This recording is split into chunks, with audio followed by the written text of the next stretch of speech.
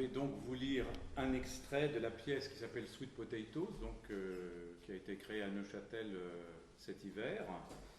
Donc elle se rejouera à Neuchâtel et puis à Bienne et à Martigny. Je l'indique, je pourrais donner les dates tout à l'heure s'il y a des gens qui sont séduits.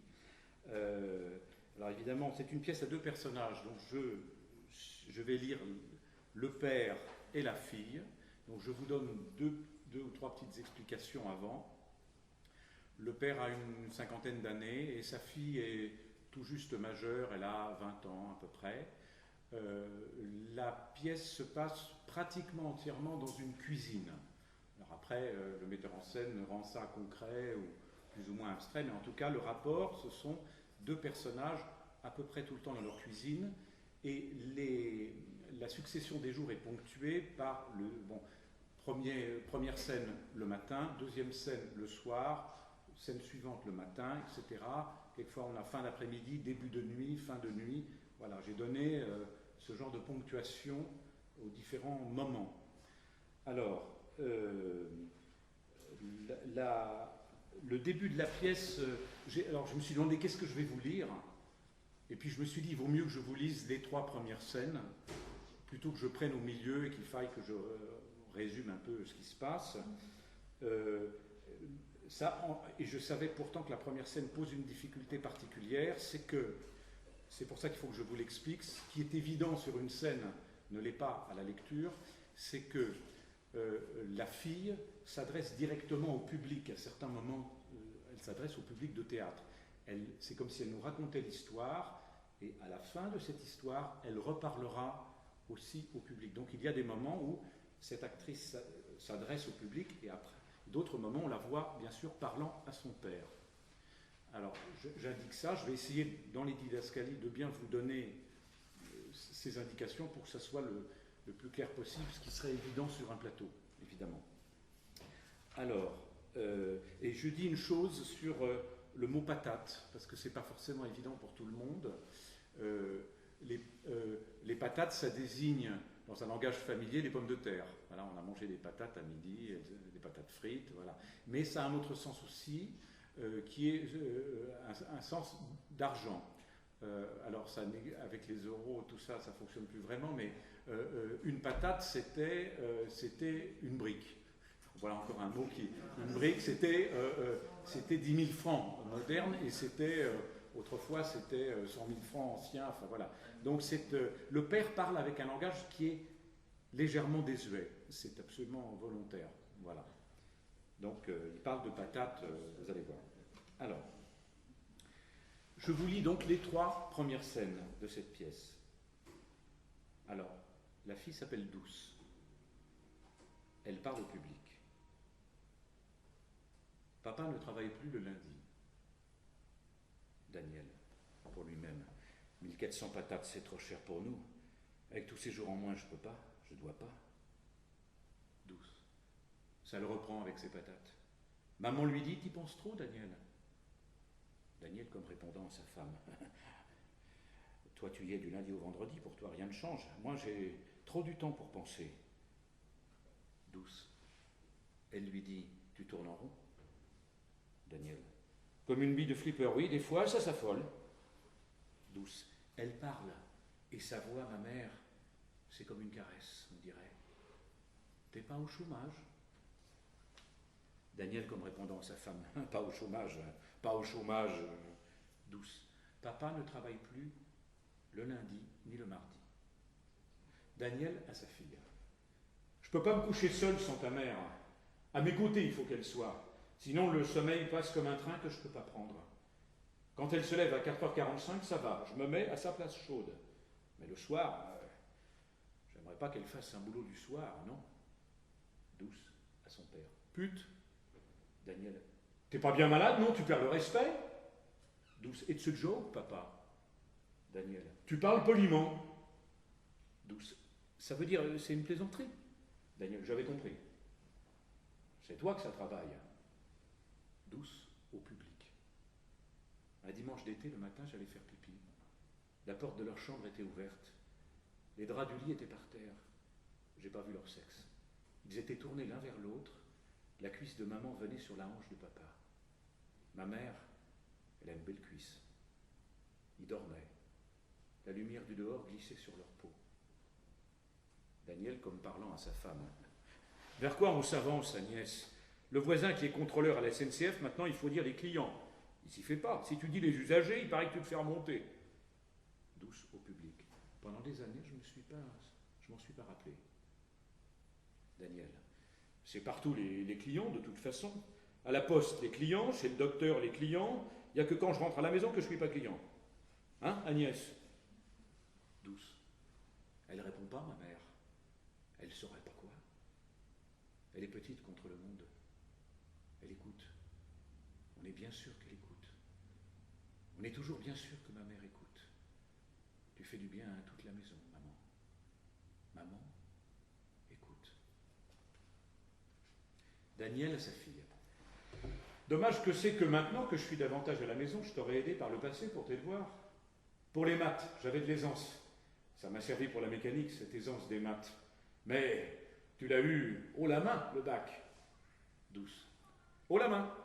Comme dans les manifs. Daniel. Va manifester. Moi, j'ai manifesté. Douce. Le ministre des Finances a dit à la radio, en France, dès qu'il y a quelque chose qui ne plaît pas, on manifeste. Il me semble que chacun a mieux à faire que de descendre toujours dans la rue. Daniel. Il dit ça parce qu'il n'a pas le droit de manifester. Douce. Les étudiants étrangers de la fac, ils n'ont jamais vu ça chez eux. Daniel. C'est notre spécialité, à nous, Français. Crois-moi qu'on peut être fiers. Ailleurs, on ne sait pas manifester comme chez nous. Parce que chez nous, quand on le fait, c'est aussi la fête. On rit d'eux. Et ça, ils ne le supportent pas. Mais moi, j'ai toujours une idée. On ferait une manif d'un genre spécial. C'est comme si on les foutait en quarantaine. On resterait des heures debout ou assis sous leurs fenêtres. On les regarderait sans rien dire. Pas un mot. Juste le regard braqué sur eux. Jamais les quitter des yeux. Braqué sur eux comme une pile électrique la nuit. Et s'il y en a un qui sort dans sa bagnole avec son cortège de flics, on le regarde passer. On ne le quitte pas des yeux. Et tout le long de son chemin aussi, il y a des gens postés qui le regardent. Et la nuit, postés devant chez lui. Et le jour, devant son ministère. Je t'assure, tous autant qu'ils sont, un jour, ils n'en pourraient plus. Ils craqueraient.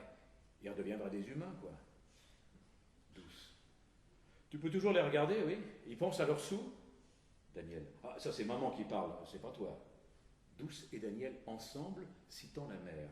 Quand on est cousu d'or, c'est comme un blindage du côté du cœur. Douce. Pas compliqué la vie. Ou t'as de l'argent ou t'en as pas. Si t'en as, tu penses pas pareil. Daniel. 1400 patates, c'est trop pour le moment. Douce. J'ai pas besoin de ce stage à l'étranger. Elle parle au public. Il me regarde avec ses bons yeux de chien, fier de sa fille. Là, ça me plaît pas. J'ai tout à coup honte qu'on ne soit pas plus à l'aise. Daniel. Mais on l'était. Douce. Tu lis dans mes pensées, papa? Daniel. J'ai bu tantôt dans ta tasse de café. On était à l'aise. Seulement, je travaille plus le lundi et le mardi. Douce. Et du 10 juillet au 20 juillet. Et il t'oblige à prendre tous tes congés ensuite, et davantage. Daniel. On n'en vend plus des voitures. Tu ne peux pas répéter tout le temps que ça pollue et en vendre des voitures. Douce. C'est un tout, papa. Daniel. Ah, si c'est un tout. Douce. Pense à ta planète.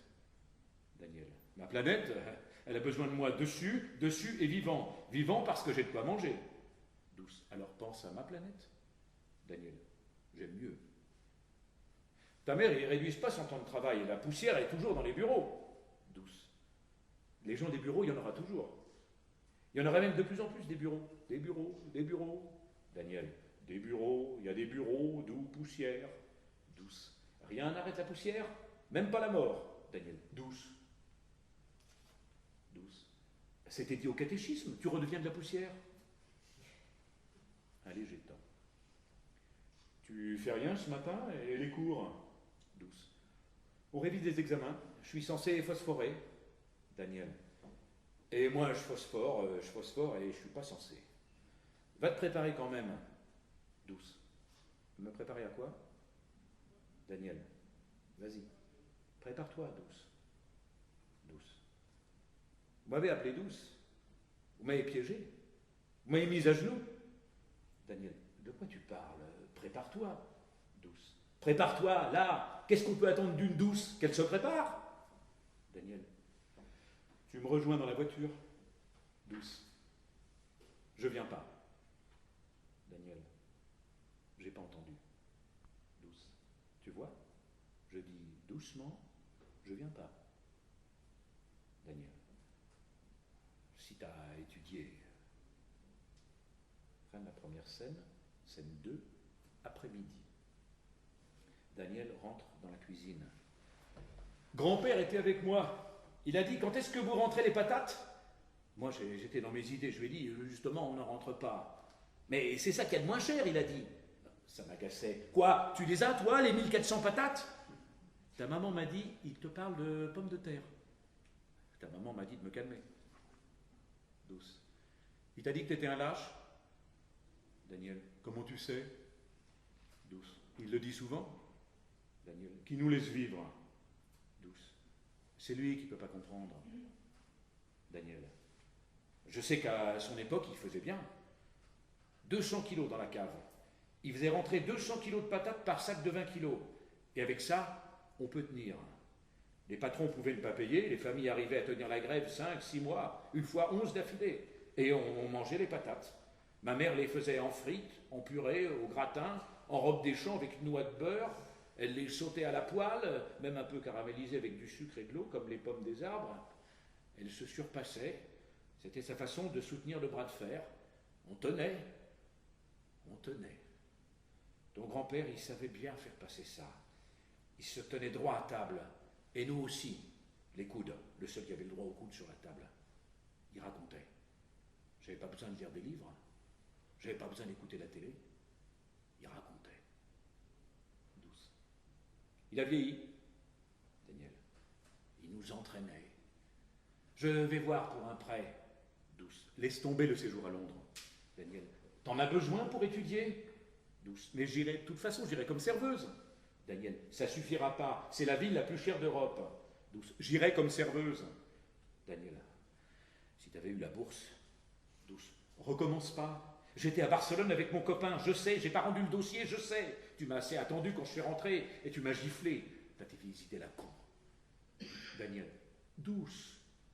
Douce. Ça, c'est une autre gifle. Tu me balances mon prénom. Je suis supposé te calmer. Vous m'avez bien eu. Daniel. Maintenant, on est des parents modernes. Douce. Vous avez mis le temps? Daniel. Il faut une première fois pour s'y faire, Douce. Douce. Arrête de m'appeler. Daniel. Douce. Douce. M'appelle pas, si tu m'appelles, je pars. Daniel. On est des parents modernes, tu sais. Douce. Écoute, t'es notre fille, on te suit. Douce. I know. Daniel. Hein? Douce. Je sais. Fin de la scène. 3 le matin, c'est le lendemain. Daniel. J'y suis allé hier en fin d'après-midi. J'avais eu rendez-vous. Ils bossent, hein. Ils ferment la façade, mais ils continuent à travailler derrière. Ils m'ont fait sortir par une petite porte. Ça donnait sur la cage d'escalier d'un immeuble, une porte blindée, évidemment. Douce. De quoi tu parles? Daniel. Le banquier. Je l'ai vu. Douce. Je t'avais dit de ne pas. Daniel. Oh, c'est moi ton père, c'est moi qui décide. Douce. Tu décides pour toi. Moi, je suis majeur. Daniel. Tu veux quoi? Que papa et maman t'abandonnent? Douce. Je veux pas être une charge. Daniel. Tu pèses bien léger, va. Bien léger comme quand tu es né. Que je te portais dans les couloirs de la clinique. J'ai organisé un pot sur la pelouse de l'usine. C'était l'été. Non, tu pèses pas lourd. Ni pour moi, ni pour maman, sache-le. Tu es notre raison d'être. Douce. Votre raison d'être, c'est vous deux. Daniel. Et avec toi, oui. Douce. Mais à deux, ça suffit pas, non? Daniel. Pas à deux, tiens, à 3. Douce. Tu réponds pas. À 2, on est bien, non? Daniel. Tu verras quand tu auras un enfant. Douce. Moi, je veux vivre. Daniel. Toutes vous dites ça, et un jour... Douce. Vous m'avez voulu? Daniel. Bah quoi, on n'est pas plus bête que d'autres. Si on t'avait pas voulu, on t'aurait pas eu. Douce. Moi, je suis pas sûr que c'est avec Gaspard que j'aurai un enfant. Daniel. T'as le temps de voir. Douce. Tu viens de dire le contraire. Daniel. Oh, tu fais la guêpe, là. Douce. Vous étiez bien sûr de vous deux tout de suite? C'est ça qui est compliqué. Moi et Gaspard... Daniel. s'appelle comme un roi mage, c'est pas courant. Douce. Pompon, je l'appelle comme ça pour le faire enrager. Daniel, ça fait cheval. Douce. Tout est plus compliqué quand on est une femme. Daniel, t'es une femme, c'est à voir, encore jeune fille quand même. Douce. Je suis majeur. Daniel, je sais. Douce. Une jeune fille, elle a ses règles, mais elle couche pas, si tu vois. Daniel. T'es mieux à parler de ça avec maman, tout de même, les femmes sont plus spécialistes. Douce. Bah tu vois, moi je suis une femme et je suis pas spécialiste. T'es comme Gaspard et pas mal de copains à la fac. Finalement, le sexe, c'est pour plaisanter entre hommes, mais en parler sérieusement, c'est pas votre fort. Daniel, tu veux pas que je te raconte comment c'est au lit avec ta mère? Douce, c'est pas de ça que je te parle. Daniel, mais c'est toi qui t'amènes avec tes règles et tout le reste. Douce, tu embrouilles parce que tu veux pas laisser voir tes sentiments. Daniel, je t'aime, ma fille. Là, voilà. C'est bien dit pour toi? Attends. Douce. J'irai avec toi cet après-midi. Daniel. J'espère bien. Douce. Bon, le banquier? Daniel. Ils vont réfléchir. Ils vont voir.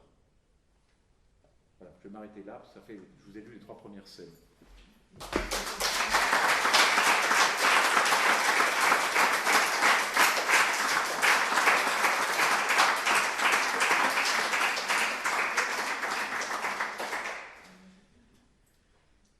Alors, je réponds à une question que vous avez sans doute implicitement. On ne voit pas la mère dans la pièce, mais elle n'est pas là. Mais on comprend pourquoi. Quelqu'un m'a dit un jour dans un débat, mais c'est la personne la plus présente de la pièce. C'est vrai que les choses tournent beaucoup autour d'elle. Voilà. On apprend pourquoi elle est absente. Voilà. Alors, est-ce que on parle après, je lis, qu'est-ce que je fais? Alors, je ne sais pas s'il y a déjà des réactions. Donc ça, c'est comme vous voulez. Donc... Ouais, ça me donne envie d'aller à Neuchâtel. Oui, ou à Bienne ou à Martigny. Ah bah, ça dépend pas de moi, mais ce serait avec plaisir. Oui. C'est toujours... oui. En tout cas, la pièce a extrêmement bien marché sur les gens qui l'ont vue, ça, parce que j'ai assisté à 2-3 représentations. Combien ça... J'ai une question pour savoir, parce que oui. on n'aurait pas continué, mais juste quel est le problème? Pardon? Quel est le problème? Quel est le problème de la pièce? Ouais. Quel problème il y a? Eh bien, il y a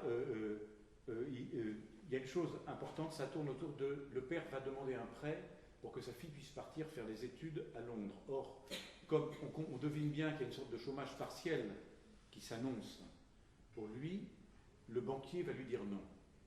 C'est ce qu'on va apprendre un peu plus loin. Et donc, cet homme n'arrive pas à comprendre cette chose-là. Il dit, mais je ne suis pas au chômage. Vous ne me faites pas confiance. Je n'ai jamais eu de découvert. J'ai toujours... oui, mais monsieur, vous avez votre maison sur le dos. Hein, vous payez des traites tous les mois. Mais enfin, je vous demande juste... Il faut que ma fille puisse faire les études. Il y a quelque chose entre le banquier et qu'on ne voit pas non plus, mais entre le père, et il y a cette problématique-là. Et à un moment donné, si le père n'est pas capable de trouver l'argent, sa fille lui dit, tu es incapable de le faire, moi je vais le trouver. Et elle trouve une façon tout à fait autre, etc.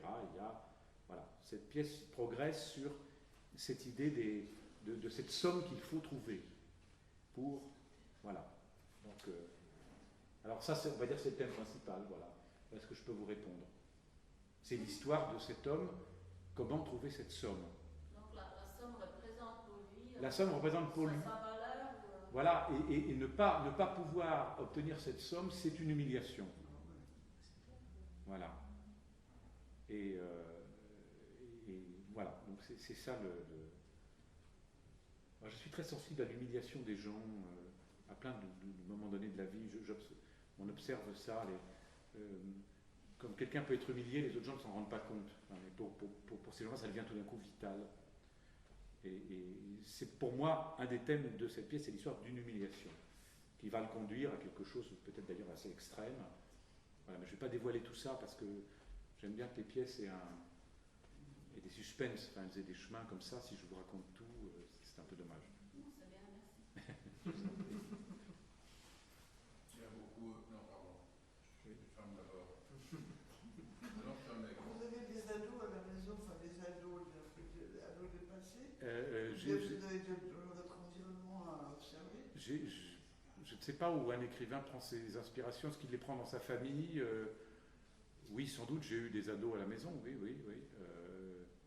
Mais je ne suis pas sûr que ça vienne directement de là. Je suis toujours très... Enfin, dans mes pièces, il y a très souvent des rapports parentaux, si vous voulez. Ça, c'est quelque chose qui me... Les rapports père-mère, père-fils. Dans la deuxième pièce de ce recueil, je vous donne juste le thème, vous allez comprendre. Dans Le Fils de Kennedy, donc je lis ce qui est écrit derrière le livre, un jeune garçon questionne sans relâche sa mère et sa grand-mère à propos de l'absence de son père. Encore un absent. Je réalise que j'ai des pièces avec des gens qui sont absents. Bon. Sa mère finit par lui dire qu'il pourrait l'entendre, son père, en allumant la radio. De là à croire que son père est ce Kennedy dont on ne cesse de parler sur les ondes. Et cette pièce s'appelle Le Fils de Kennedy. Voilà, donc il y a souvent des rapports, alors ça c'est sans doute lié à mon histoire, probablement, mais voilà, mais bon, puis à ma perception du monde. Voilà. La muse. Là, voilà, muse, voilà, je pense, on peut l'appeler comme ça. Expliquez-vous ce muse. Voilà, il y avait... Une autre question. Non, Philippe, Andrienne a répondu à D'accord. la question. Je te demandais s'il y avait une autobiographie là-dedans, ta réponse. Oui, voilà, ok. Vu que je connais un peu ta vie. Enfin, un tout petit peu, sommairement. D'accord, Comment? Tu connais un peu ça. Non, mais je voulais savoir. Non, mais ça Andrienne a posé la question, c'est bon. On va en reparler. Alors, je suis en train d'écrire une pièce sur la guerre de 14. Alors, je vous dirai après pourquoi. Alors, parce que je sais, en ce moment, le centenaire de la guerre de 14 arrive. C'est un peu je ne suis pas quelqu'un abonné au centenaire en disant comment on pourrait placer une pièce où c'est le centenaire. C'est un hasard que je fasse ça à ce moment-là. Ou c'est un heureux hasard, ou c'est un très mauvais hasard, parce que ça veut dire qu'il y a tellement de spectacles qui vont se jouer sur la guerre de 14 que la production de cette pièce qui est en cours d'écriture ne sera pas forcément facile. Alors, ma pièce, bon, il y a quelque chose qui est lié à ma biographie familiale, à mon histoire familiale. Elle se passe en 1916. Je donne 2-3 explications, je ne vais pas vous dire le début. Dans la Somme. La Somme, c'est une bataille qui a eu lieu toute l'année 1916, donc au nord de la France. Ça a été pensé un peu comme une diversion à Verdun pour essayer d'affaiblir les Allemands qui concentraient toutes leurs forces à Verdun et qui risquaient de percer le front français et anglais. Et donc, on a commencé à préparer une bataille de diversion. Les Allemands, bien sûr, voyaient les travaux des Français, donc se sont mis à faire des travaux également et à faire des travaux d'ingénieurs bien mieux faits que les nôtres d'ailleurs, avec des boyaux, des tranchées, bien mieux, des galeries, des rails pour acheminer des choses qui étaient bien mieux préparées que les Français et les Anglais. Voilà, et donc cette bataille de la Somme, c'est de ça dont on parle dans la pièce. Et précisément, on apprend dans ce passage qu'on est à la fin de cette bataille. Les personnes, les deux acteurs, les deux jeunes gens qui sont dans la tranchée ne le savent évidemment pas. Bon, alors donc il y a deux... il se trouve, il faut que je dise où il se trouve à ce qu'on appelle un poste de guetteur, c'est-à-dire qu'il y a tout le réseau des tranchées. Et ils sont un petit peu à l'avant, pendant que la nuit, la bataille se calme quand même, mais en même temps, il y a toujours des tireurs à l'affût ou des gens prêts à lancer des bombes. Vous connaissez cette histoire des gens qui ont... on dit souvent qu'il ne faut pas allumer avec une même allumette plusieurs cigarettes. Je crois que c'est une histoire qui part de la guerre de 14 parce que ça a donné le temps à un ennemi de repérer d'où venait la flamme et de tuer les gens qui étaient en train de se faire allumer leurs cigarettes. Voilà. C'est de là d'où vient... Donc il y a un certain nombre de choses par rapport aux batailles la nuit. Et donc on installe des guetteurs, toujours dans un poste un petit peu avancé, donc ils sont absolument en première ligne, et juste à quelques mètres, il y a la tranchée allemande. Voilà, donc c'est important de se rappeler ça pour le dialogue qui va suivre, l'extrait que je vais lire de ces deux jeunes gens. L'un s'appelle Mertens, il s'appelle Joël Mertens, et l'autre Philippe Radoul. Voilà. Donc ils sont tous les deux dans la tranchée de première ligne, c'est la nuit. Mertens. T'aperçois quelque chose? Radoul. On n'entend rien non plus. Quelquefois, toute une section ennemie rampe silencieusement. Quand ils se coulent dans le boyau, trop tard pour se défendre, pas le temps de saisir le fusil, ni même de crier, ils vous bâillonnent et vous piquent à la même seconde. Sans une parole. Les camarades, ils entendent le gargouillis du sang qui sort, ils croient que c'est un rat qui couine. Mertens. T'es depuis longtemps au soutien de première ligne? Radoul. 3 jours. Nous sommes remontés de cantonnement à Chaussois. Nous tenons toute la ligne entre la Maisonnette et Varleux. Et toi? Mertens. Je viens de Villers-Bretonneux. Nos effectifs ont fondu à la dernière attaque. On a été dissous. Ils m'ont mis avec vous. Se présentant. Joël. Radoul se présentant. Philippe. Tu as vu? Bombardement et torpillage toute la journée, c'est lancinant. Mertens. Moi, au cantonnement, sur les 3 semaines, j'ai eu au moins une semaine d'oreilles qui sifflaient. T'es d'où? Radoul. De Paris 17e. Et toi? Mertens. Orly. Radoul. Orly? C'est où ça, Orly? Mertens. Un village le long de la Seine, rive gauche, en allant vers Melun. Mes parents sont maraîchers, mais le vieux, ils l'ont mis en garde d'Achères dans la territoriale. Il surveille les voies, c'est plus peinard. Radoul. Pour l'instant. Mertens. Je me pèle. Radoul attrapant un manteau. Mettons ça. Mertens. Pas eu froid, toi? Radoul. Pas eu le temps. J'ai fait la corvée de soupe, ça prend bien 3 heures. À chaque changement de boyau, tu trembles tellement que ça finit par te réchauffer les os. Mertens. Ça t'est déjà arrivé de la manger chaude, la soupe? Radoul. Pas le souvenir. Mertens. Ça pue. Radoul. C'est le manteau. Il est resté 2 jours sur un mort. Le camarade est juste à 2 mètres du bord de la tranchée. On n'a pas pu le ramener pour l'instant, mais on a pu progressivement lui retirer son manteau et ses bottes. Quand je vois les oiseaux qui se posent sur lui, je les mets en joue. Mais le sergent ne veut plus qu'on tire. Ça nous fait repérer. Il y a des gens qui aiment les oiseaux. De la vermine, des oiseaux. La nuit, ils s'en donnent à cœur joie. Bruit d'explosion, pas trop proche. Il se serre sous le manteau. Mertens, sa marmite sec. Qu'est-ce que t'as à sentir tes doigts? Radoul. Les odeurs.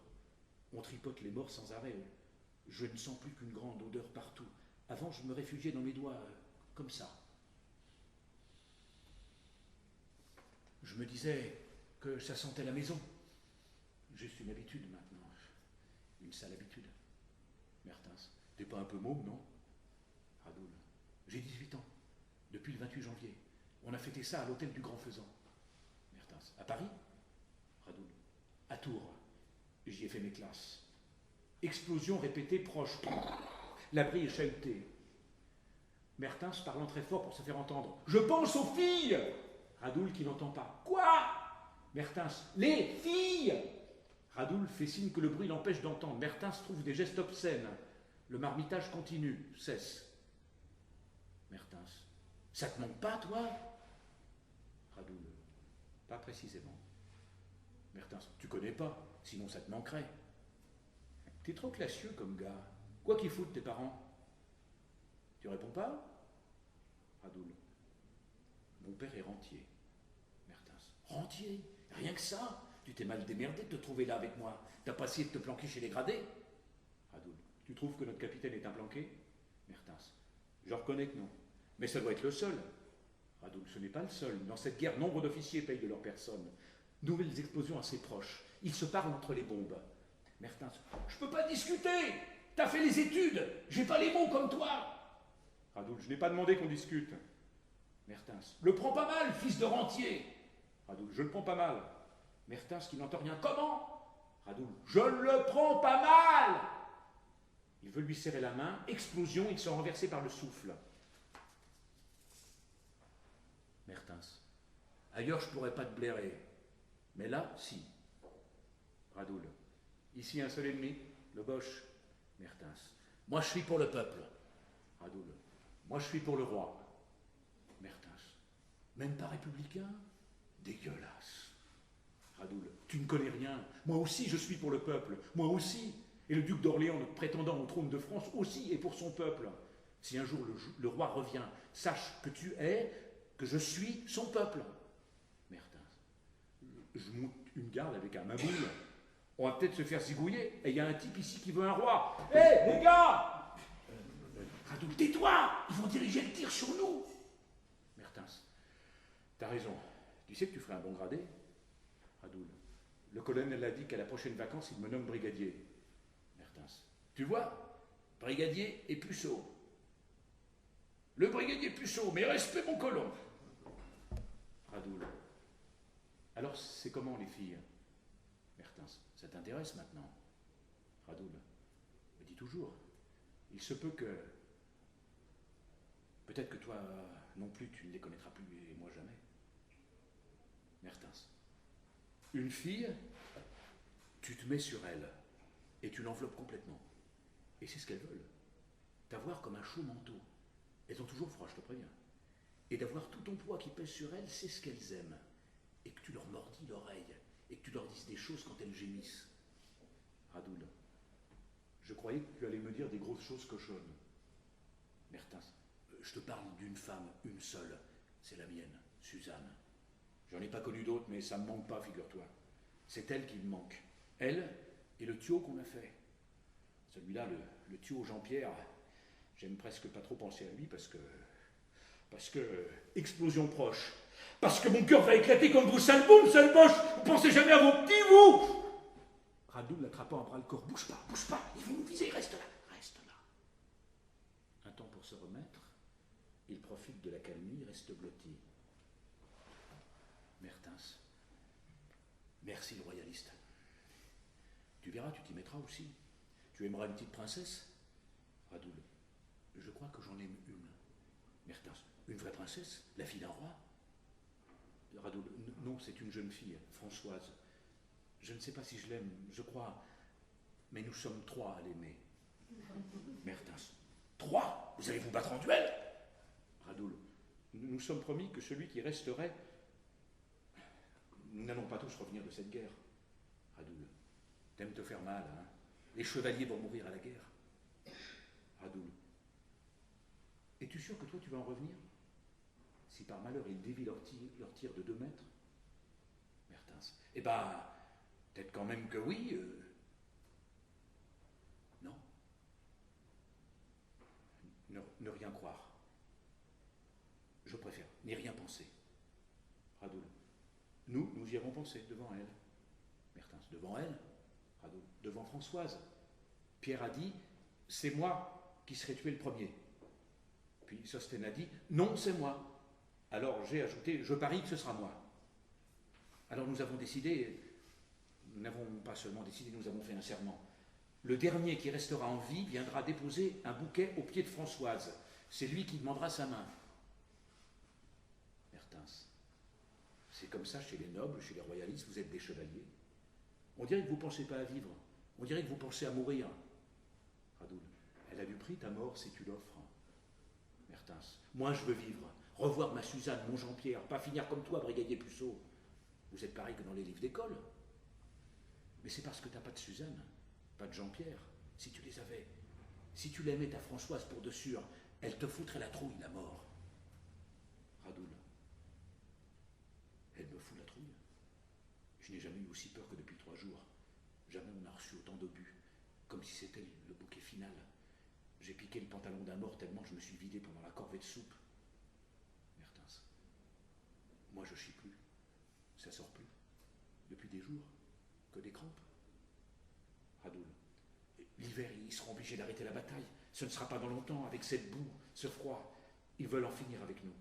Ils veulent nous finir, vite. Très forte explosion, ils sont projetés, on devine que la terre leur retombe dessus. Radoul reste dans une immobilité inquiétante. Mertens. Hé, Philippe, tu bouges pas. Hé, déconne pas. Hé, dis quelque chose, hé, Philippe. Radoul ouvrant les yeux. Ils ont torpillé longtemps? Mertens. Je sais pas, 1 minute. Radoul. J'ai dormi, le trou noir. Mertens. Là tu dormais? Radoul. Maintenant c'est n'importe quand. En octobre, au bois du Chapitre, pas dormi plus de 3 heures. Et pas la nuit encore. La nuit, nous étions debout au parapet. Quand je faisais la corvée des caisses de grenades, de temps en temps, je m'arrêtais dans les boyaux et je m'endormais la tête sur les caisses. Tu parles d'un feu d'artifice si nous avions reçu un shrapnel? Mertens. Ah, ton corps dans les étoiles. Radoul. J'ai écrit à Robert qu'il ne fallait pas qu'il vienne. Mertens. Robert? Radoul. Mon frère. Il a 15 ans. Mertens. Il va pas jouer au con comme toi en devançant l'appel. Radoul. Il se peut que j'ai gâché ma vie. Mertens. Et tes parents, ils t'ont pas empêché? Radoul. Nous ne les avons plus. Mertens. Qu'est-ce que tu me chantes? Ton père, le rentier? Radoul. J'ai parlé vite. Qu'il soit mort, c'est privé ces choses-là.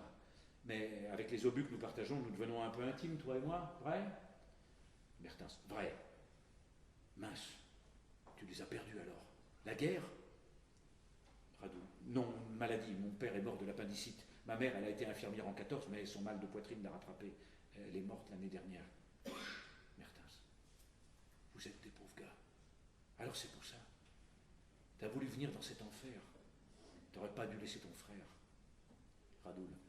Il vit avec mes grands-mères. Mertens. Tu dois lui manquer comme je manque à ma Suzanne et à mon Thio. Radoul. Toi, tu as une alliance que tu peux toucher quand ça va pas. Mertens. Comment ça? Radoul. Un objet qui te relie à ta femme. Désignons l'alliance de Mertens. Ça, tu as son nom écrit dedans? Mertens. Oui, comme on fait toujours. Radoul. Et elle, à la maison, elle a ton nom écrit dans la sienne. Et vous les touchez, vos alliances. Comme ça vous fait du bien. Ça vous relie. Mertens, sourdement. Sûr. Radoul. C'est l'abbé Chénelon qui l'avait dit à ma mère. Si vous vous disputez, touchez votre alliance. Vous savez qu'il y a le nom de l'être que vous aimez inscrit dedans, à côté du vôtre. Ça vous fera du bien. Ça vous fera sentir le lien sacré qui vous unit. Ça vous apaisera. Mertens.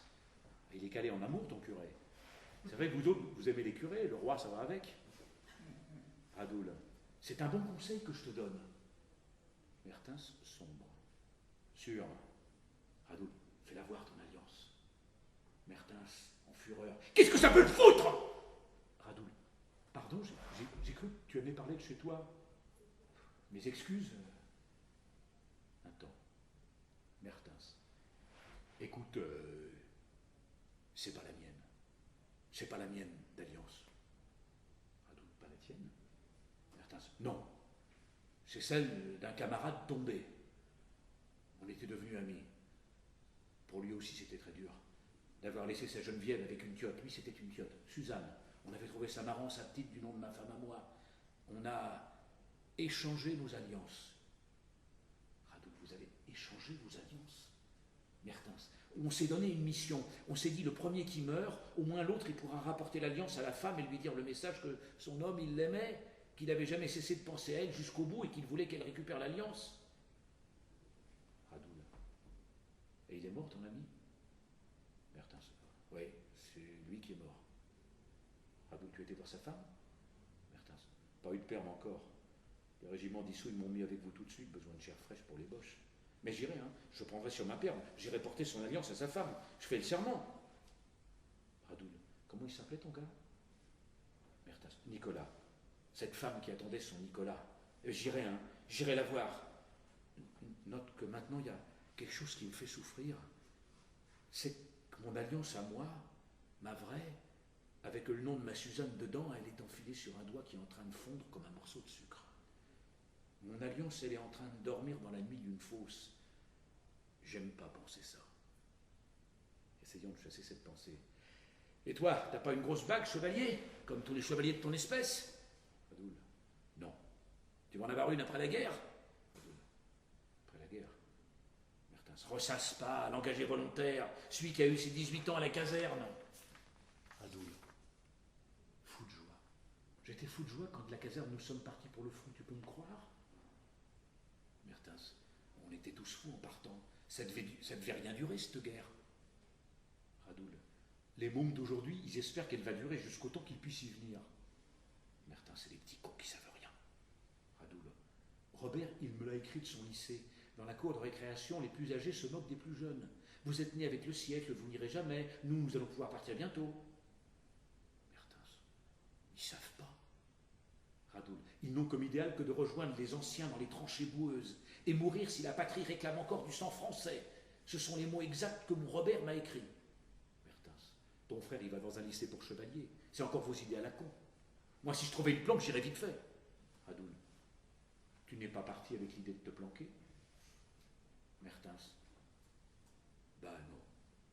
Comme toi. On va leur fiche une fessée aux boches. Il la mérite et c'est tout. Radoul, moi c'était plutôt que la France ne soit pas prise. Et elle ne le sera pas. Dieu ne le veut pas. Mertens, parce que Dieu, il est pour nous. Radoul, je le crois. Mertens, dis-lui de ma part qu'il ne fait pas assez de miracles en ce moment. Et le Dieu des Boches, c'est pas le même? Radoul, Dieu ne veut pas que les Allemands prennent la France. Mais cette voix de Dieu, les Allemands ne veulent pas l'écouter. Ils l'étouffent en eux, tu comprends? Mertens, ce que je comprends, c'est que t'es fêlé. Il doit bien y avoir des chevaliers comme toi en face. Qu'est-ce qu'ils en pensent, eux? Radoul, un sort, et va leur demander. Mertens, dans son presque, ah, cloué, l'aristo, je t'ai cloué, je t'ai cloué. Radoul, parle pas de clou. C'est comme Jésus cloué. Je ne comprends pas tout ce qui se passe, mais s'il faut m'offrir, je m'offre. Mais j'ai peur. Au fil des jours, j'ai de plus en plus peur. Tu comprends? Une trouille qui me vrille, qui me soulève, impression de tomber dans un gouffre. C'est pas possible que Dieu, je ne l'entende pas. Dans mon enfance, quand tout allait bien, je l'entendais. Quand papa est mort, puis quand maman est morte, j'avais l'impression qu'il était quand même là. Mais maintenant, je suis tout seul. Je répète, je m'offre, c'est comme si je grattais une porte et qu'on ne m'ouvre pas. Mertens, tu seras peut-être curé finalement. Tu te fringueras comme un corbeau. Quand je les croise dans la rue, je détale de 3 mètres.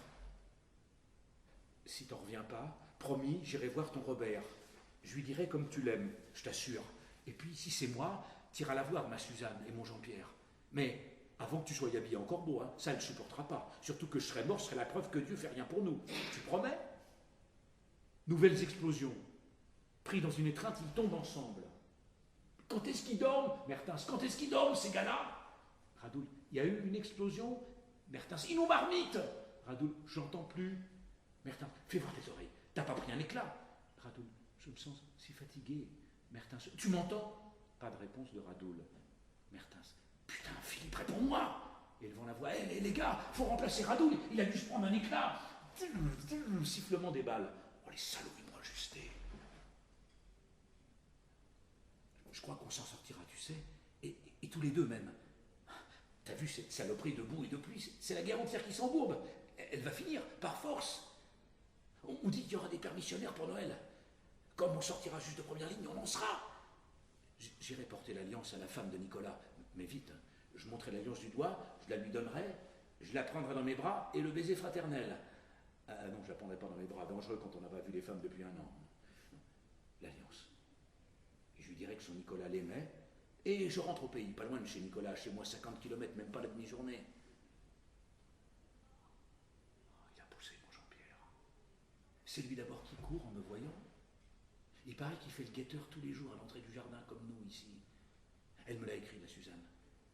Je le prends dans mes bras, ce petit requin, cette petite boule de chaleur. S'il me demande de lui raconter la guerre, qu'est-ce que je vais lui dire, hein? Qu'est-ce que je vais lui dire, hein, Philippe? Tu peux pas me dépanner d'une idée ou deux? Tu dors? Tu m'écoutes? Je ne saurais pas quoi lui dire. Le vrai du vrai, je peux pas. Faudra bien que je mente un peu. Et puis, la Suzanne. Je la vois là, ma Suzanne qui s'avance dans l'allée des poireaux. C'est mon vieux qui les plante dans l'allée juste devant la maison. Ma mère, elle les dégueule, les poireaux. Voudrait des fleurs, des glaïeuls. La Suzanne, quand elle s'avance, c'est d'abord lentement. Rapport qu'elle ne veut pas montrer ses sentiments. Je la connais, tu parles. Si je lui demande tu m'aimes, ça la fait rougir. N'empêche, elle accélère. Elle accélère, je te dis. Ne peut pas s'en empêcher quand elle voit son permissionnaire. Elle me fonce dans les bras. Écrase pas le petit que je lui dis. Lui, accroché à mon cou, il ne veut pas laisser sa place. Le soir, on n'attendra qu'une chose, c'est que Jean-Pierre y tombe de sommeil. Puis, je soulèverai ma chemise, qu'elle mette ses pieds sur ma poitrine. Ça la réchauffe. Ses pieds sur moi, qu'est-ce que tu veux? Je pourrais pas attendre. Je lui attraperai les genoux, je les écarterai, et mes mains vont courir à l'intérieur de ses cuisses. Je verrai sa petite mode chuteuse. Oh merde, je bande, c'est que les Boches nous ont pas encore tués. Il met son oreille près de la bouche de Radoul. Je crois que tu pionces comme un bébé. T'as vraiment une gueule de môme. Qu'est-ce que tu pues? Putain d'odeur de la guerre, j'espère qu'on peut s'en laver, c'est si fort, c'est une odeur rusée. Pourquoi qu'ils tirent pas les Boches là? Ils dorment? Ils s'enlèvent les poux, ils se branlent? Alors, je peux peut-être arrêter là. compte tenu du temps, sinon je continue. Si vous me laissez, je continue. Hein. Peut-être je peux m'arrêter là. Voilà. Voilà. Alors ça, c'est la pièce qui est en cours d'écriture. Je sais pas si vous voulez connaître la suite ou...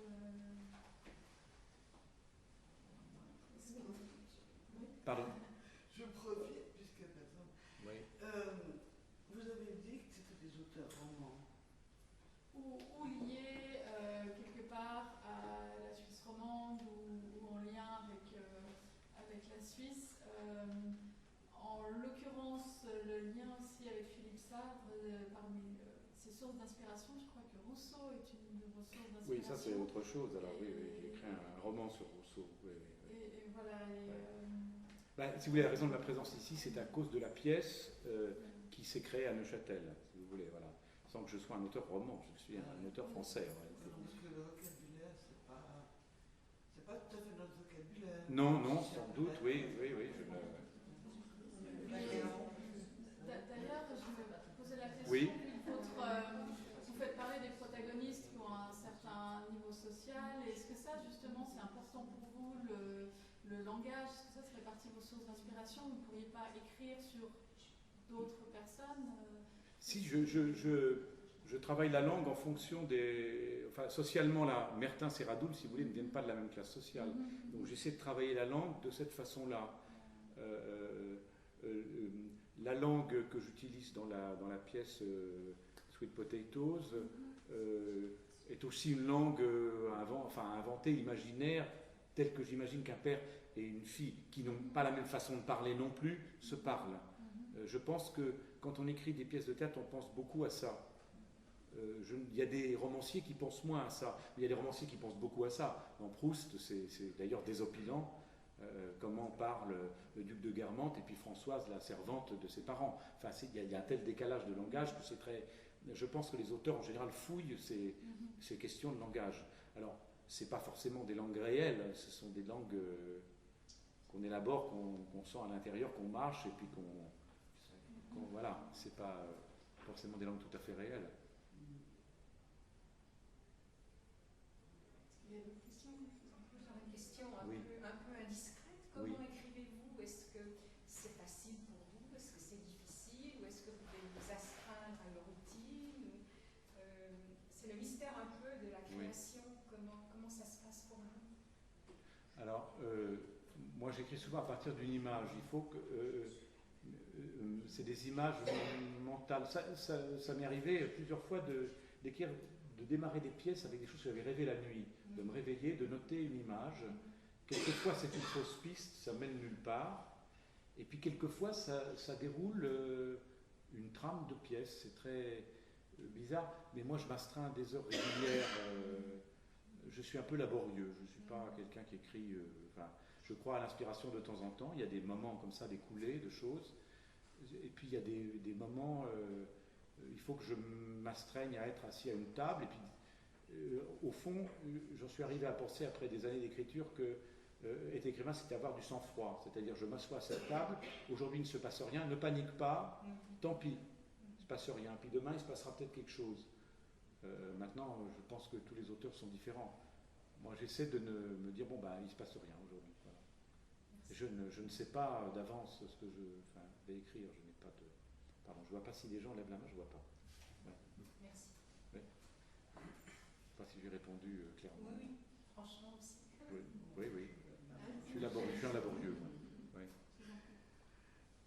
Est-ce que vous avez écrit autre chose que le théâtre? Oui, j'ai écrit un roman qui s'appelle La lettre à Girardin et c'est une coïncidence parce que nous sommes à la maison de Rousseau et c'est une pièce qui est la rencontre d'un jeune comédien dans le Paris du XVIIIe siècle, en 1774, c'est-à-dire 4 ans avant la mort de Rousseau, d'un jeune homme qui veut faire du théâtre, veut devenir comédien, et de Rousseau qui n'aime pas le théâtre. Rousseau, ça je suis parti de choses tout à fait réelles, déteste le théâtre, il considère que ça donne un mauvais exemple au peuple, et donc il a d'ailleurs essayé de faire interdire à Genève la venue, l'ouverture d'un théâtre. Voilà, il était pour les fêtes villageoises, les fêtes populaires. Il n'y a qu'à voir d'ailleurs son opéra le devin du village, c'est vraiment ce contenu, c'est ce qu'il pense être éducatif pour le peuple. Et donc, il pense que avoir des comédiens qui sont charmants sur une scène, mais qui jouent des canailles, ça fait que les gens, c'est une curieuse idée, mais il dit les gens vont aimer ces comédiens, donc tout le mal ne paraît pas si mauvais que ça, et ce ne sont que des mauvais exemples. Donc il faut absolument interdire dans une ville qu'on fasse du théâtre de cette façon-là. Et il a essayé d'interdire, il a écrit à D'Alembert une longue lettre pour faire que ça ne soit pas... Alors moi j'ai écrit un roman sur la rencontre de Jean-Jacques Rousseau et de ce jeune comédien, et leur rencontre, c'est le nitrate et la glycérine, c'est sans arrêt des gens qui se... Et à un moment donné, un jour où il y a une tempête entre eux, ce jeune homme a très bien compris que Rousseau cache un manuscrit qui est celui des Confessions, et ce jeune homme a demandé à le lire, Rousseau lui a refusé cette lecture, et ce jeune homme a compris que la pire chose qu'il puisse faire, c'est lui voler ce manuscrit. C'est une chose qui, dans la réalité, Rousseau a redouté énormément, hein, qu'on lui vole le manuscrit des Confessions. C'est pourquoi il avait fait plusieurs copies. Une était à Genève avec son ami Moultou, une était à Neuchâtel, la première partie avec son ami Dupérou, et l'autre copie, il l'a gardée précieusement chez lui. Bon, mais personne ne savait qu'il y avait plusieurs copies. Et moi, je suis parti de cette idée que ce jeune homme lui vole les Confessions. Et ce jeune homme, qui n'est pas mauvais gars, est pris de remords et il rejoint donc il s'enfuit de Paris, il quitte Paris, il rejoint une troupe ambulante. Et des comédiens qui ne savent pas lire, qui travaillent sur des canevas. Et lui étant là, d'ailleurs, il va pouvoir travailler avec eux et leur donner des textes qu'ils ne pouvaient pas avoir avant. Mais ces comédiens sont étonnés de cette chose qu'il a dans son fardeau. Enfin, qu'est-ce que c'est que ce truc que tous les soirs tu sers avec toi? Qu'est-ce que c'est? Et c'est le manuscrit des Confessions. Ah, lis-le-nous. Enfin, bon, un jour, ça se passe comme ça, et il commence la lecture des Confessions qu'il n'a jamais ouverte, hein, et avec ces gens-là, et ils sont tous émerveillés de ce texte extraordinaire, et ils se disent, on va tous aller à Paris, on va le lui rendre. Voilà. Et cette arrivée va déclencher des catastrophes. Voilà. Et donc la lettre à Girardin, c'est voilà, c'est un roman qui va. Donc c'est un hasard que je me trouve, vous parlez de Rousseau, dans la maison de Rousseau, c'est pas la raison de la présence ici. Donc c'est la seule fois où j'écris un roman. Et comment est-ce que finalement cette histoire de votre part, on peut attendre qu'il y ait quand même une défense du théâtre? Oui. Et comme vous le racontez, ah ben il y a une défense du théâtre dedans, oui, bien sûr. Pourquoi finalement c'est la forme du roman qui s'impose et que c'est pas une forme théâtrale? Parce qu'il y a trop de personnages. Il y a trop de personnages dans cette histoire, il doit y avoir 70, 80 personnages. L'histoire court sur 30 ans. Elle finit, la révolution est passée. Et les personnages qui racontent l'histoire ne sont pas toujours les mêmes. La première partie, c'est en quelque sorte le journal du jeune homme.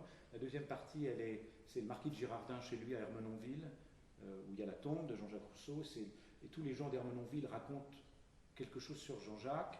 Et la troisième partie, c'est une comédienne de la Comédie Française qui s'appelle Marie Joly, qui est une sociétaire du Français, qui se trouve, étant amie des Girardins, avec le manuscrit du jeune homme. Voilà, c'est un roman comme ça qui progresse de cette manière-là. Enfin, donc il y a tellement de personnages, c'est tellement foisonnant que... Mais tout le monde amène son puzzle et tout le monde reconstitue son Rousseau. On voit d'ailleurs que c'est un prisme. Cette construction ne me semblait pas théâtrale, ne semblait pas possible au théâtre. Voilà, j'ai eu envie de... Voilà, oui. Je voudrais juste poser une question oui. Pour en revenir vraiment au théâtre. Est-ce que c'est difficile d'éditer, de faire éditer du théâtre? Je me disais juste, je vais voir du théâtre, mais c'est vrai que j'avoue, ça va jamais dans le livre. Je ne sais pas si vous pouvez parler. Oui, je vais vous répondre. C'est très difficile de faire éditer le théâtre, et le théâtre ne s'édite que s'il est joué. Oui. Voilà. Je pense, Nadège, tu me contrediras si je dis une bêtise, mais est-ce que tu aurais édité cette pièce si elle n'allait pas se jouer à Neuchâtel? Ou est-ce qu'elle... Je vois personne, excusez-moi.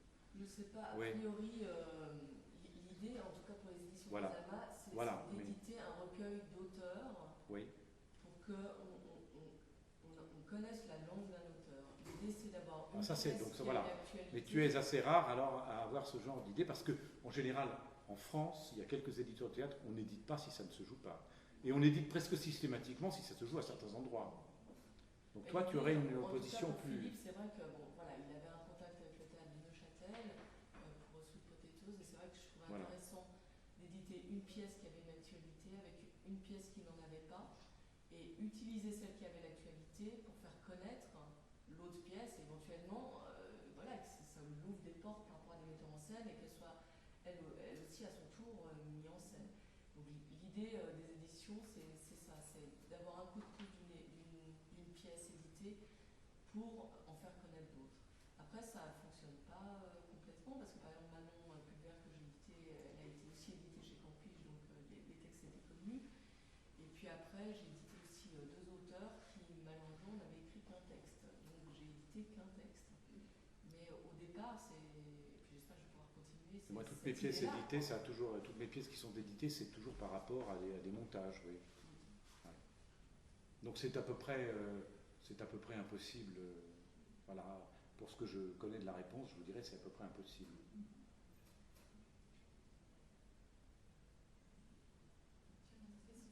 Et comment est-ce que quand vous avez commencé à écrire, c'était toujours Oui, j'ai toujours.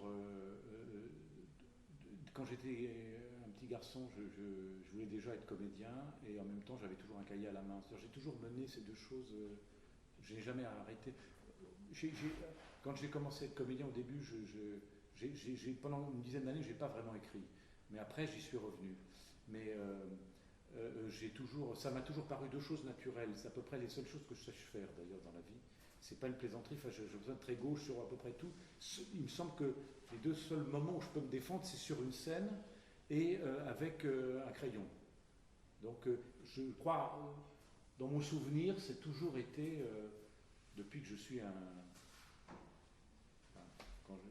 quand j'étais tout petit, c'était déjà ça, les deux choses. Voilà, donc c'est naturellement que la forme théâtrale a dû me venir. Ouais.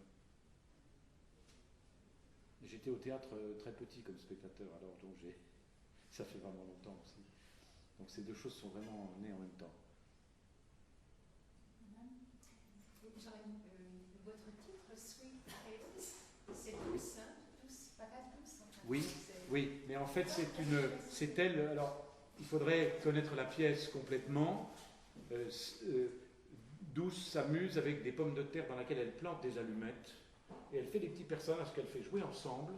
Et il y a un bébé qu'elle appelle Sweet Potatoes. Alors donc voilà, et donc elle joue, et c'est elle qui nous donne ce titre. C'est elle qui plusieurs fois dans la pièce, elle parle de Sweet Potatoes. On ne sait pas, effectivement, il y a un jeu de mots, mais bon. C'est Douce qui induit cette chose-là. Si j'ai bien compris, vous êtes aussi comédien. Oui. Est-ce que vous continuez à jouer? Oui. Alors, pourquoi ça nourrit votre action de dramaturge? Parce que les dramaturges ne sont pas forcément non, comédiens. Bien sûr. Oui. Comment vous mettez les choses ensemble? Il me semble que ça doit être pareil pour les musiciens qui jouent un instrument ou qui sont chefs d'orchestre. Quand j'écris, j'entends. Enfin, quand j'écris, j'entends et je vois. Je vois bien qu'on peut ne pas monter mes pièces comme ça, mais il est évident que j'ai une idée scénique immédiate. Je vois immédiatement comment ça peut se faire, et dans la bouche d'un acteur ou d'une actrice, ce que tel mot, tel mâchage de mots va donner. Ça, j'entends tout ça. Ça, c'est sûrement, cette différence existe certainement. Et puis, à force d'avoir pratiqué, il se trouve que j'ai joué beaucoup d'auteurs contemporains comme acteur. Et donc, ce travail avec les auteurs, enfin, qui étaient souvent présents ou qui venaient voir leurs pièces,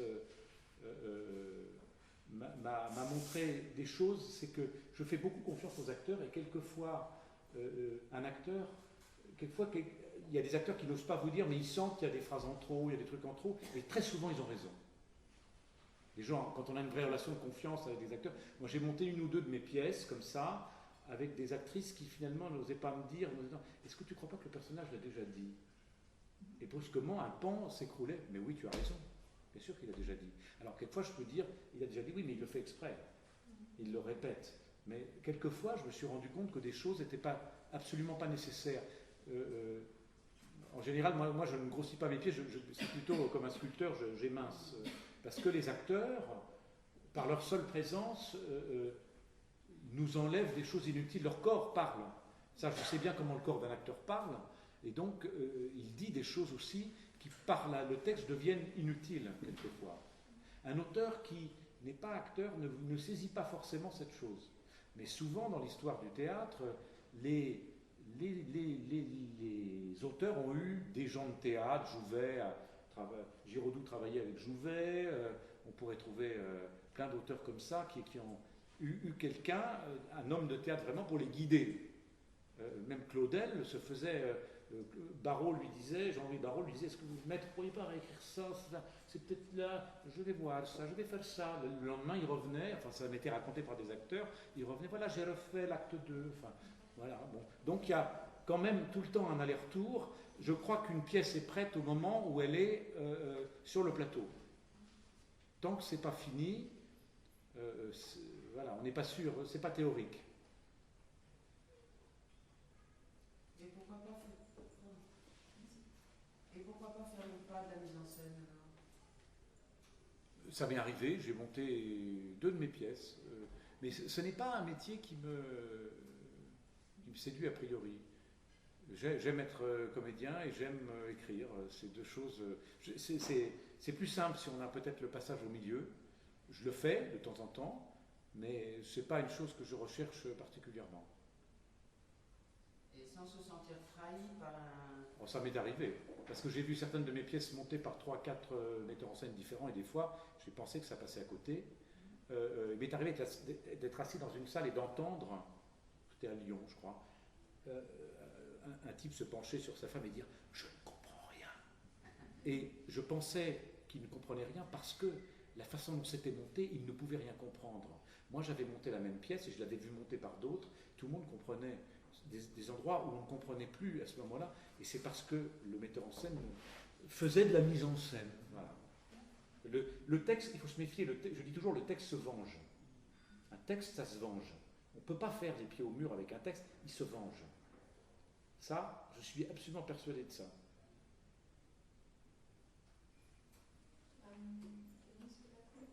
Est-ce que vous pouvez nous dire, pour chacune de ces 2 pièces, qu'est-ce qui était à l'origine l'étincelle, le nœud, le climat du personnage, un thème, oui. Enfin, alors, un dialogue? Alors, pour Sweet Potatoes, chaque pièce a une histoire différente.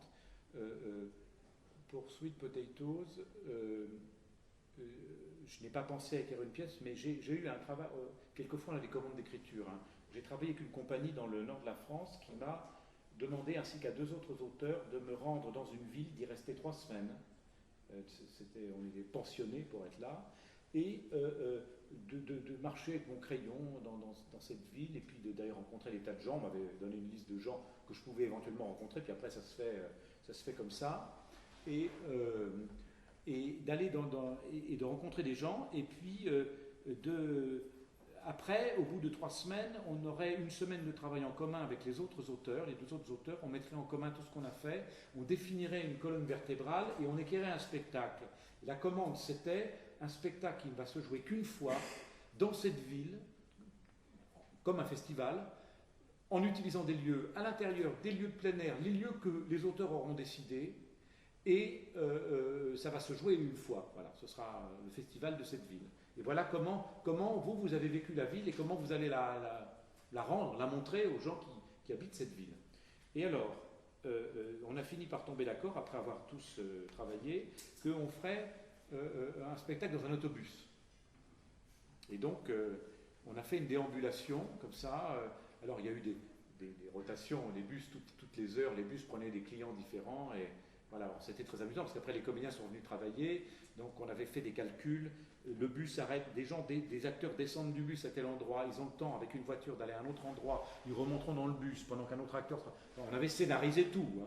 Donc voilà, ça c'est pas une parenthèse, mais c'est juste pour vous dire. Voilà. Donc j'ai circulé dans une ville ouvrière de l'Oise, du bassin industriel de l'Oise, au nord de Paris, et un endroit où il y a eu des très grosses usines qu'il n'y a plus, et m'a été raconté par le régisseur du théâtre, qui était un fils d'ouvrier de la grande usine de cette ville, l'histoire des patates. C'est-à-dire comment son père faisait rentrer des sacs entiers et comment on tenait une grève comme ça. Et il m'a expliqué que son père le méprisait en disant « Vous, les jeunes, vous êtes absolument incapable de faire une grève parce que vous n'en avez plus les moyens. Parce que vous avez tellement de crédit sur le dos que tout ce qu'il y a finalement, tout ce que vous avez chez vous, ça n'appartient pas à votre patron est presque devenu inoffensif, ça appartient à votre banquier. Et là, vous êtes foutu. C'est-à-dire que vous pouvez tenir contre votre patron, mais vous ne pouvez pas tenir contre votre banquier. Parce que lui, on vient vous saisir, c'est fini. Voilà. Et donc, ça m'a absolument saisi, parce que je n'avais jamais réfléchi à ça. Et je me disais, et donc cet homme-là disait à son fils, tu t'es fait piéger, tu n'es qu'un petit bonhomme, tu es complètement piégé, tu n'as plus de dimension, tu es incapable de faire une vraie grève, de tenir, parce que tu n'auras même plus de maison. Voilà. Et donc cette histoire m'a beaucoup frappé, je n'ai jamais pensé à écrire une pièce là-dessus, je me suis dit, est-ce que j'insère ça dans le spectacle, et puis non, dans le truc qu'on a fait, ça ne rentrait pas, j'ai gardé ça sur mes... Mais c'est resté dans ma mémoire, et puis un jour... je ne sais pas, je crois que m'est venue l'image d'un père et d'une fille dans une cuisine, d'un père avec une fille beaucoup plus jeune, mais avec un décalage d'âge, entre un homme qui avait au moins 50 ans, une fille qui était à peine sortie de l'adolescence et qui était sa fille. Et puis ils étaient dans une cuisine comme ça, je ne savais pas trop pourquoi. Après j'ai eu une image, j'ai vu ces gens courir, il y a un moment dans la pièce, qui est dans la pièce où ils courent dans la rue. Alors les acteurs... ça a été monté, les acteurs courent vraiment, ils jouent ensemble, ils courent. Les acteurs courent l'un à côté de l'autre, et il y a cette course, c'est un dialogue, voilà, entre eux à ce moment-là. Et j'ai vu, ça c'était deux images fondamentales, ce type et cette fille dans cette cuisine, tous les deux, je ne sais pas pourquoi, et puis ces deux personnages qui courent, ils sont en survêtement, et ils courent dans les rues de la ville, et je ne sais pas pourquoi. Souvent, ça commence par je ne sais pas pourquoi, mais je vois des images. Et c'est parti de là. Allez savoir pourquoi ça s'est relié ensemble. Peut-être que tout est écrit, qu'il y a des fils à tirer. Je crois qu'on n'écrit pas ce qu'on veut, mais ce qu'on peut. C'est-à-dire, ça, je suis persuadé de ça. On ne choisit pas son sujet. Évidemment, j'ai des tas de trucs de commande, j'écris pour des ateliers de théâtre amateurs, j'écris ce qu'on veut. C'est comme un journaliste, j'ai une plume qui est quand même relativement devenue facile. Je peux écrire au maître, à la commande. Mais en réalité, fondamentalement, on n'écrit pas ce qu'on veut, mais ce qu'on peut. Ça rend l'auteur un peu modeste, parce qu'il ne choisit pas vraiment ses sujets. Or, comme par hasard, mes sujets ont toujours trait à la famille, aux absences, voilà. Ça revient toujours, mais avec des thématiques qui sont nourries par ce que je constate, ce que je regarde autour de moi. Ce que je veux, c'est... plus j'avance en âge, plus je me dis, il faut que une pièce, ça ne soit pas que... Il faut que ce soit une rencontre avec un spectateur, c'est-à-dire que je dois parler de choses qui sont les choses qui touchent profondément les gens. Alors que ce soit socialement, que ce soit familialement, que ce soit... Mais il faut que tout ça... je n'écris pas une pièce pour être éthéré et pour être tout seul. Il faut que j'écrive une pièce pour qu'on soit ensemble. C'est tout ça, je suis sûr de ça. Je ne sais pas si je réponds, hein, je m'emballe un peu.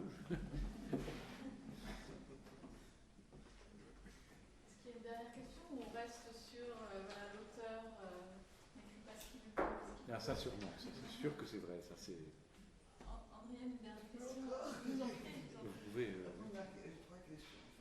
La première, est-ce que quand vous écrivez, vous avez dans votre mémoire ou dans votre esprit des comédiens qui vont jouer ça, ou bien vous avez construit vos personnages complètement indépendamment? Quand vous êtes comédien, vous devez connaître beaucoup de comédiens. Oui. J'ai quelquefois, oui, ça m'est arrivé d'écrire pour des comédiennes, oui.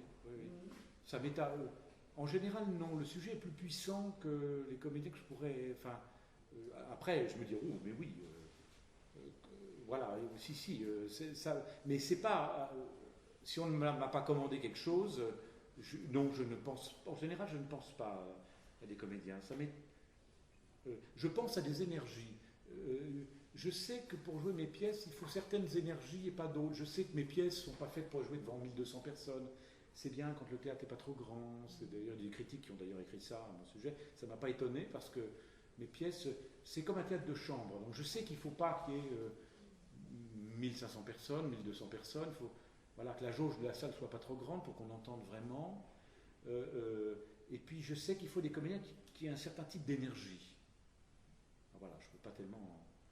Alors, deuxième question, c'est dans cette époque où il y a beaucoup de spectacles qui sont, pour moi, pas vraiment du théâtre, c'est justement du spectacle, où il y a plein de technologies différentes et tout ça. Contrairement à Rousseau, je pense que c'est très d'accord avec vous, pas avec Rousseau. On apprend des choses sur cette jeune femme, sur ce monsieur un peu plus âgé et tout, c'est extrêmement nourrissant. Alors, On apprend sur nous-mêmes, on apprend des choses sur nous. Hein. Alors Rousseau, il n'avait pas compris ça, mais... Non, mais bon. C'est pas Molière, je sais pas. Non, mais d'ailleurs, enfin, si on va parler de Rousseau maintenant, mais je peux vous dire qu'il y a des contes, je le connais quand même assez bien, j'ai vécu 6 ans avec lui tous les jours, on s'est fait des scènes de ménage. Donc, entre ce qu'il dit et ce qu'il fait, il y a une grande marge. Ouais. Alors, est-ce que dans... Parce que si vous jouez ça au théâtre ici, vous verrez qu'il y a énormément de personnes âgées, comme spectateurs. Il n'y a pas énormément de jeunes. Je ne sais pas si vous avez remarqué ça quand on va à Carrefour. Ça dépend des théâtres. Ça dépend des théâtres. Mais surtout beaucoup de femmes. Oui, beaucoup de femmes, oui. Est-ce que vous avez eu du public jeune pour l'histoire de Barrette? Oui, je crois qu'à Neuchâtel, il y a eu du public jeune, oui, tout à fait. Bah, ils se sont identifiés, il y a eu des lycéens, je n'étais pas là, mais il paraît qu'il y a eu une représentation des lycéens. Alors ils portaient Douce très fortement. Ouais. Parce que surtout qu'en plus dans la pièce, vous ne connaissez que le début, mais ça dépote, c'est assez violent. Enfin, il se passe des choses violentes. Et ils étaient avec elle très fortement.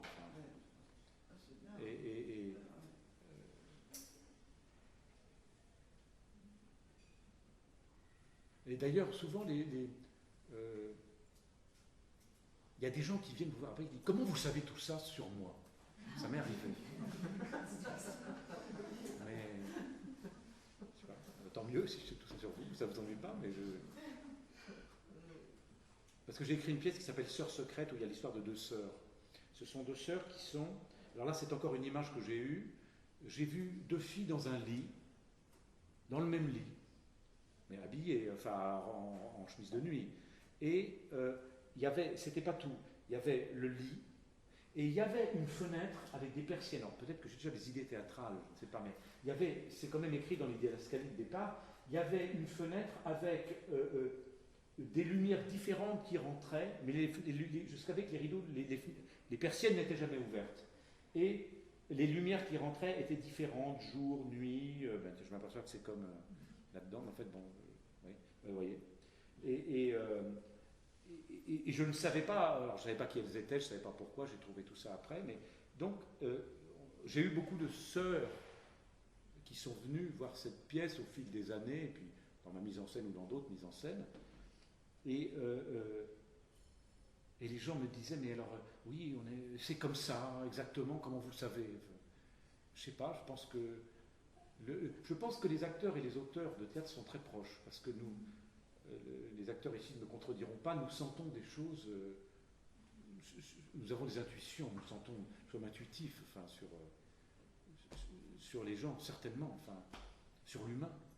Donc nous sentons des choses, si bien les acteurs qui en interprètent, tout d'un coup, ils sentent des choses qui vont plus loin que l'auteur. Moi, je suis surpris quelquefois. Quand on voit ces textes, on est poussé plus haut par les acteurs. C'est infiniment, c'est impressionnant.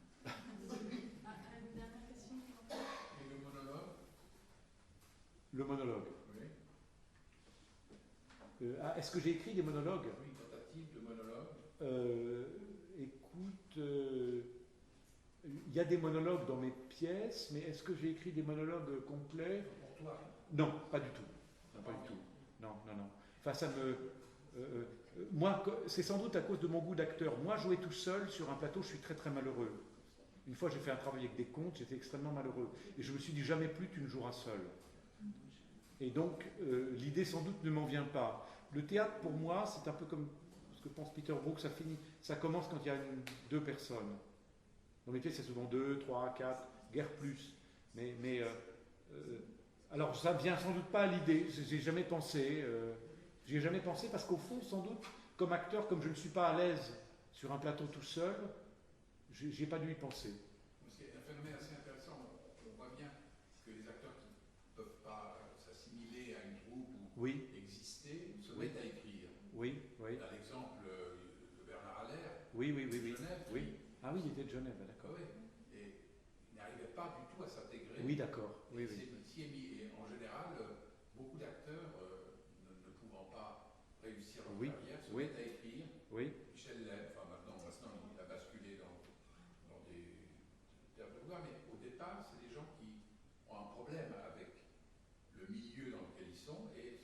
intéressant, oui, oui. Alors, ça prouve bien que tu n'es pas capable de ça, et c'est bien. Non, non, pour moi, le théâtre, c'est l'équipe. C'est pour ça que quand je dis une pièce est terminée au moment où elle passe au feu, quoi, au moment où lui qui est là, je n'aime rien tant que l'équipe. Pour moi, c'est des aventures d'équipe, le théâtre, je n'ai jamais pensé ça autrement. Oui, sûrement, d'une certaine façon, bien sûr, bien sûr. Mais moi, je suis sûr que ça vient de mon point de vue d'acteur. Entrer sur scène tout seul, je peux pas. Enfin, je peux pas, je l'ai fait une fois ou deux, mais je déteste ça.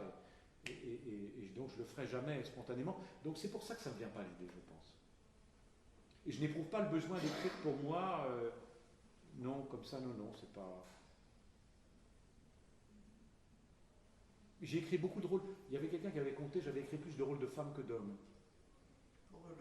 Alors, donc, c'est vraiment pas écrit pour jouer spécialement moi, hein, parce que, voilà, je glisse dans. Mais je crois que, je sais pas, c'est étonnant. Hein, Merci beaucoup, en tout cas, Philippe Sapp. Merci bien. Et merci à vous, public, pour votre présence et votre participation. Je vous invite maintenant peut-être à poursuivre la conversation autour d'un verre au rez-de-chaussée. Et je voulais encore juste attirer votre attention. En bas, nous aurons des exemplaires de Sweet Potatoes, évidemment, et ainsi que le texte intégral lu par Philippe Sapp lui-même de son roman historique La lettre à Girardin. Voilà, ça n'existe pas. Avant de répondre à la question, ça n'existe pas.